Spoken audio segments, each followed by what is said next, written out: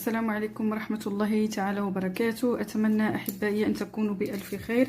إذا اليوم سوف نشرح الصفحة 18 وفي نفس الوقت ننجز التمارين كالعادة. إذا درسنا الذي كان في السابق أو في الشريط السابق هو التوازي والتعامد. إذا السؤال رقم 3 ماذا يقول؟ أتعرف كل مستقيمين متعامدين في الشكل وأعينهما بوضع علامة التعامد، يعني هذا المربع الصغير بالأحمر كما في المثال. إذا لاحظوا لدينا مستقيمات، عندنا هذا مستقيم A، المستقيم B، والمستقيم D، والمستقيم C، والمستقيم E.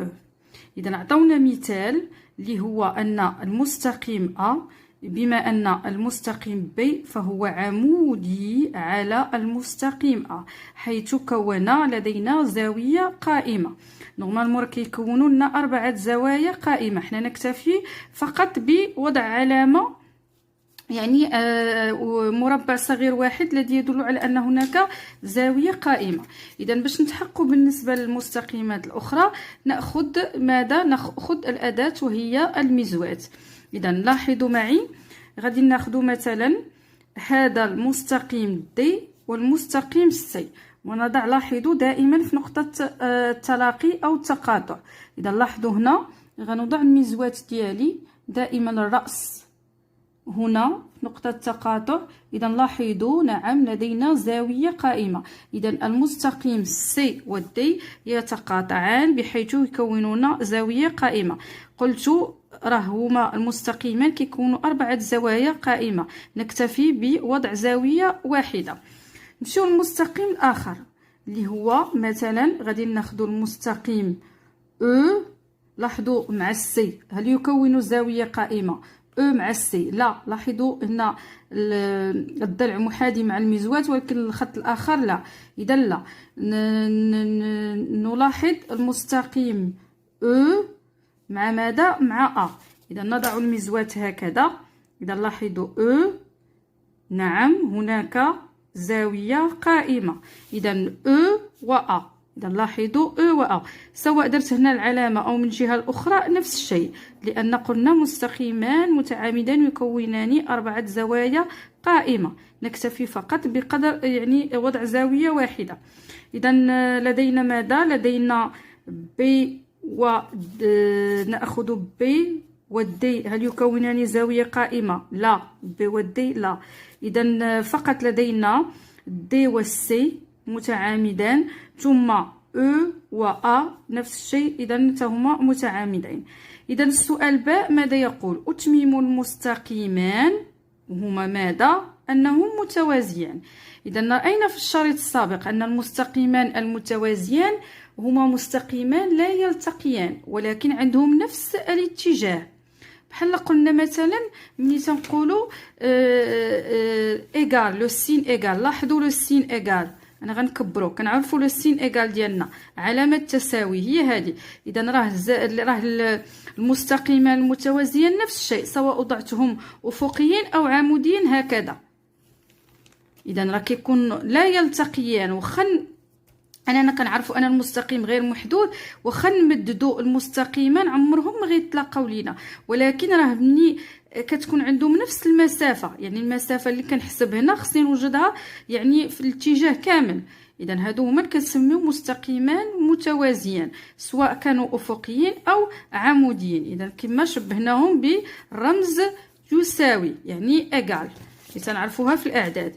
اذا هنا كنلاحظوا ان عيب عين المجرده، كنلاحظوا ب وماذا؟ و او. اذا هما مستقيمان متوازيان. نزيد الخاصيه الثانيه ماذا تقول؟ تقول ان هاد المستقيمان المتوازيان كيكونوا عموديان على ماذا؟ على نفس المستقيم اللي هو ا. اذا الا خديت هاد ناخذ شي لون مغاير باش نبين لكم المستقيم. اذا لاحظوا معايا هالمستقيم B وهالمستقيم E، اذا عموديان على نفس المستقيم اللي هو ماذا؟ اللي هو نحاول ناخذ شي لون اخر باش نبين لكم لكي تفهموا اكثر. اذا ناخذ ازرق. نعم اخذت ناخذ هذا اللون. اذا لاحظوا ب والسي عموديان على نفس المستقيم الذي هو ماذا؟ أ. إذا هنا تحققت لنا الخاصية الثانية. إذا قلنا بأن المستقيمان المتوازيان لا يلتقيان وعندهم نفس الاتجاه. بالنسبة ثانيا أنهما عموديان على نفس المستقيم بحيث كتكون عندهم أصلا المسافة متساوية. إذا هنا نقول أن من هما المستقيمان المتوازيان هما ماذا؟ قلنا أ و ب. إذا أ و ب، أو نقول ب و أ. إذا نمر الآن إلى التمرين الرابع. التمرين الرابع. Alors, quatrième exercice. Alors, regardez ici, on a, je trace, je lis d'abord la question. Alors, je trace la droite C perpendiculaire, يعني عمودي على المستقيم à la droite D dans chaque figure. Alors, on a 3 figures. Alors, pour la première figure, on a ici D, la droite D. Donc, regardez ici, on a, ça veut dire la droite D, c'est horizontal. Donc, concernant, il faut d'abord quoi? Il faut d'abord l'instrument l'équerre. Donc, on utilise l'équerre. Alors, regardez, pour tracer la droite qui sera perpendiculaire à D, donc on aura besoin d'une équerre. Donc, on va repérer bien l'angle droite de l'équerre. Donc, après, on aligne donc le côté de l'équerre à la droite D. On amène l'angle droite de l'équerre pour, donc, ici. Alors, je prends le crayon, on vérifie que tout est bien aligné et on trace quoi? La droite C, donc sur le côté de l'équerre.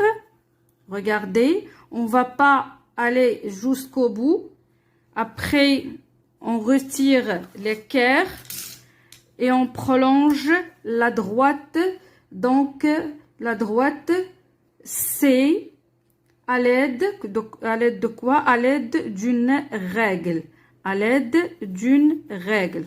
Et voilà la droite C. Et ici, on a le signe petit carré, c'est-à-dire qu'on a l'angle droite. Et voilà les droites D et C sont perpendiculaires. إذا متعامدان. Concernant la figure, deuxième figure, c'est la même chose. Donc, on repère bien l'angle droite à l'aide d'une équerre. C'est la même chose. Regardez, on aligne le côté de l'équerre à la droite D, amène l'angle droite de la droite à l'aide d'une équerre et on vérifie que tout est bien aligné. On trace la droite, donc C, sur le côté de l'équerre, toujours, et on va pas jusqu'au bout. On retire l'équerre et on prolonge, ça veut dire نمدد, on prolonge نمدد بالعربية. Donc on prolonge la droite C à l'aide d'une règle. Et voilà. Ça c'est aussi donc C. Alors, troisième figure, c'est la même chose. Toujours en trace. Donc, je choisis donc ici, regardez. Pardon. Alors, regardez, toujours la même chose. Regardez. Alors, on a dit repère bien l'angle droite de ton équerre. On aligne le côté de l'équerre à la droite, donc D. Regardez. On amène l'angle droite de ton équerre et on vérifie que tout est bien aligné. Donc, regardez. comme ça. Après, on a dit qu'on trace la droite, la droite C, donc sur le côté de l'équerre, et on va pas jusqu'au bout. On retire l'équerre et on prolonge, quoi? On nous met dit et on prolonge la droite C à l'aide d'une règle. Et voilà, donc le signe de l'angle droite, et ici la droite C. Voilà l'exercice. Donc quatrième exercice. On passe maintenant au cinquième exercice. Alors on continue. Alors je trace la droite D parallèle à la droite E. On a la droite E, regardez dans chaque figure. Alors dans chaque figure. Alors pour quatrième exercice, on a vu perpendiculaire, yani mutaamidan. Ici on va voir parallèle, ça veut dire atawazi, mutawaziyan. Alors regardez, on commence par ici. Alors regardez, on a la droite E et on a une droite qui se trace pointillée. Ça veut dire ici on dit droite de construction, yani al-mustaqim al-musa'id, qui nous aide à tracer donc la droite D. Alors regardez, je commence. Alors puisque ici on a dit que la droite pointillée, donc c'est une droite de construction qui nous aide à tracer donc l'autre droite. Alors puisque ici on a donc les deux droites sont perpendiculaires et on a regardé le signe carré qui ça veut dire qu'il nous dit qu'il y a l'angle droite. Alors d'après on prend l'équerre, on va se mettre ici, donc aligné. Après on glisse. Regardez, on glisse quoi? On glisse l'équerre et on essaie de tracer la droite sur le côté de l'équerre. Je glisse encore. Regardez. Alors, je trace, on a dit la droite sur le côté de l'équerre. Et on va pas jusqu'au bout, on retire l'équerre et on prolonge donc la droite à l'aide d'une règle. Alors regardez ici. Et voilà, donc c'est donc la droite D. Et regardez, D et E sont parallèles. Alors, deuxième figure, donc la même chose. À l'aide d'une droite de construction. Donc c'est la même chose.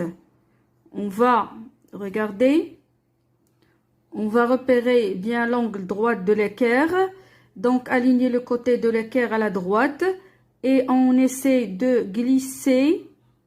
Regardez. L'équerre. Après on trace la droite sur le côté de l'équerre. On va pas jusqu'au bout et on retire l'équerre et on trace la droite D à l'aide de quoi? D'une règle. Et voilà donc la droite D. Alors, dernière figure, on a quoi? Regardez, on a seulement la droite E sans et la construction de droite, la pointillée de c'est-à-dire la droite de construction. Donc on peut nous aussi donc quoi tracer. Regardez comment on trace. Donc on trace la droite pointillée, ça veut dire la droite de construction. Regardez, qui nous aide à quoi? À tracer la droite D. Alors regardez, je termine comme ça. Très bien.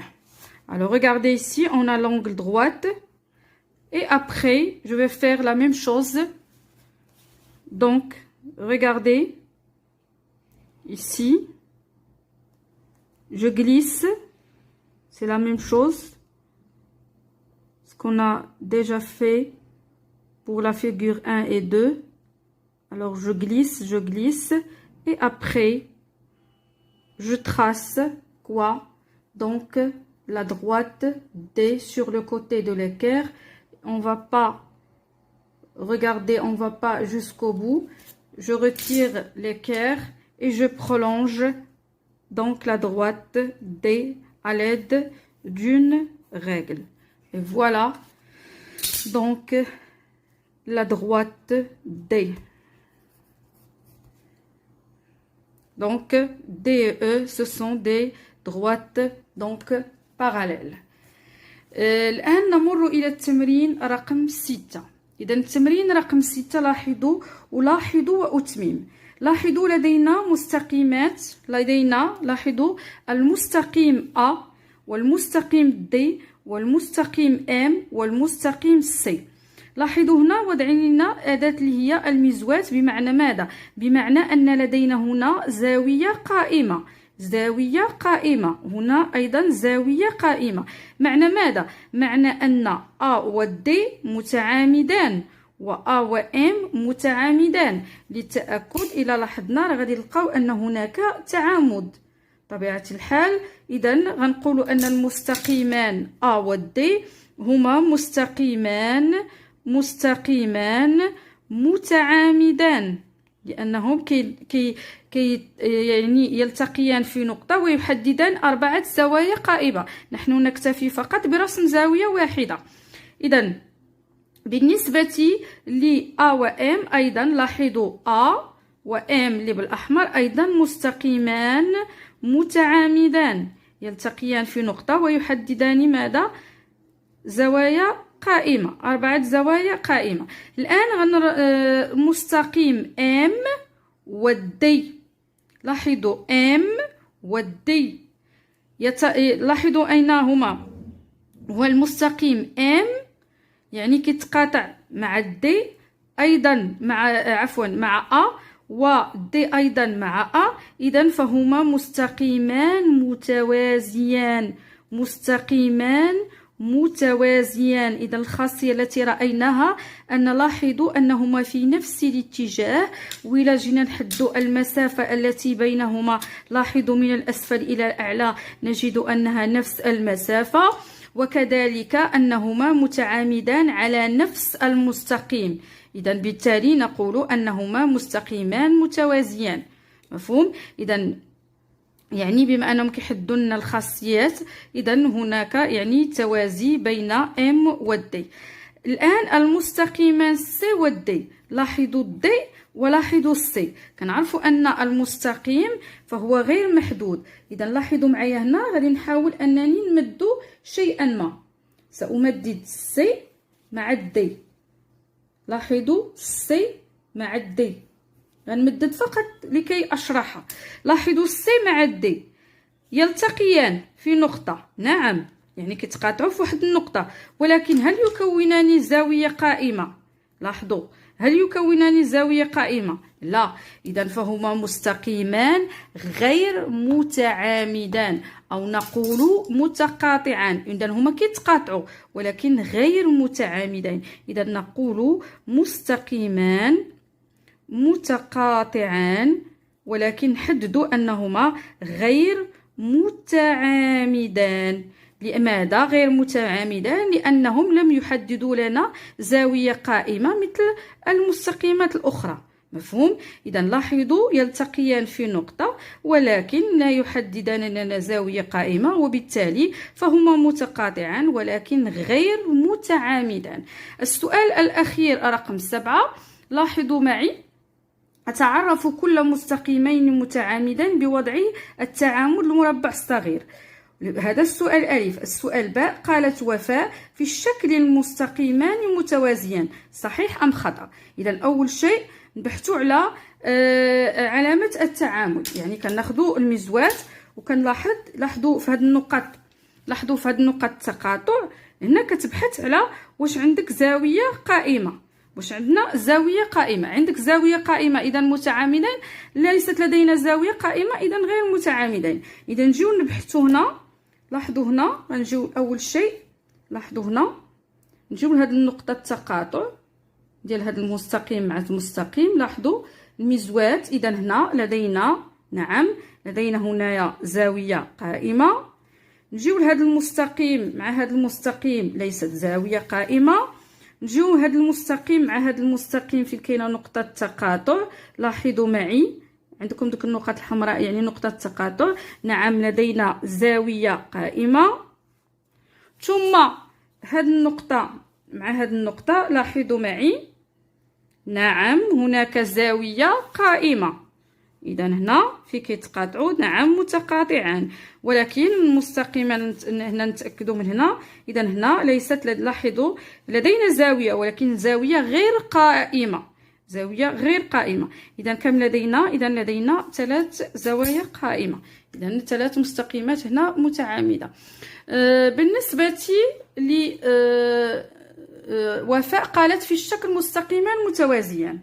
إلا لاحظت غير بالعين المجرده، لاحظوا هذا المستقيم مع هذا المستقيم، لاحظوا.